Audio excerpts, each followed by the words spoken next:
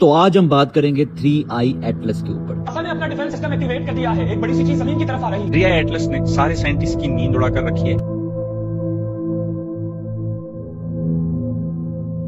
तो मुझे बहुत ज़्यादा रिकमेंडेशन आ रही थी काफ़ी अरसे से, तो बिजी शेड्यूल की वजह से मैं इस टॉपिक को कवर नहीं कर पा रहा था, लेकिन आज हम इसको कवर करेंगे। तो फर्स्टली हम ये बात करेंगे कि 3i एटलस बेसिकली है क्या, और सेकंड ये है कि जो आजकल आपने सोशल मीडिया के ऊपर देखा होगा कि बहुत ज़्यादा फेमस है कि लाइक ये कोई एडवांस सिविलाइजेशन या कोई एडवांस एलियन सिविलाइजेशन की तरफ से कोई स्पेसशिप है, उनकी तरफ से कोई स्पेसशिप आई है, मतलब एलियंस आ गया ना। तो ये बहुत ज़्यादा फेमस है। तो हम इन दोनों टॉपिक्स को इस एक वीडियो में कवर करेंगे और आपको बिल्कुल क्लियर हो जाएगा कि वाकई ये कोई एलियन की तरफ से स्पेसशिप है या ये कोई और चीज़ है। तो फर्स्ट हम बात करते हैं कि 3i एटलस डिटेक्ट कब हुआ। तो ये बेसिकली 1 जुलाई 2025 को चिली में मौजूद पावरफुल एटलस टेलीस्कोप के थ्रू डिटेक्ट हुआ। 2025 को फर्स्ट टाइम जब डिटेक्ट किया गया तो ये जुपिटर के ऑर्बिट के पास था और उस वक्त इसकी स्पीड लगभग तकरीबन 2,24,000 किलोमीटर पर आवर थी। अब शुरू में जब ये डिटेक्ट हुआ तो साइंस को ऐसा ही लगा कि ये एक नॉर्मल कॉमेट है जो कि ऑर्ट क्लाउड से आया और ये ऑर्बिट करके दोबारा चला जाएगा। लेकिन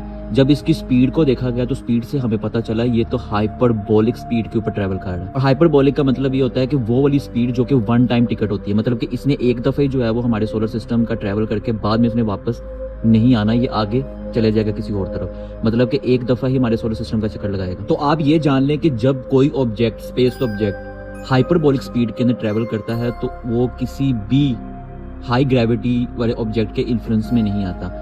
मतलब कि 3i एटलस की इतनी स्पीड है कि वो हमारे सूरज के इन्फ्लुएंस में आए बगैर यहाँ से ट्रैवल करके हमारे सोलर सिस्टम से एग्जिट ले लेगा। तो इसी हाइपरबोलिक स्पीड से साइंटिस्ट को ये पता चला, ये कंफर्म हुआ कि ये हमारे सोलर सिस्टम का ऑब्जेक्ट नहीं है, मींस कि हमारे सोलर सिस्टम का कॉमेट नहीं है, ये इंटरस्टेलर कॉमेट है।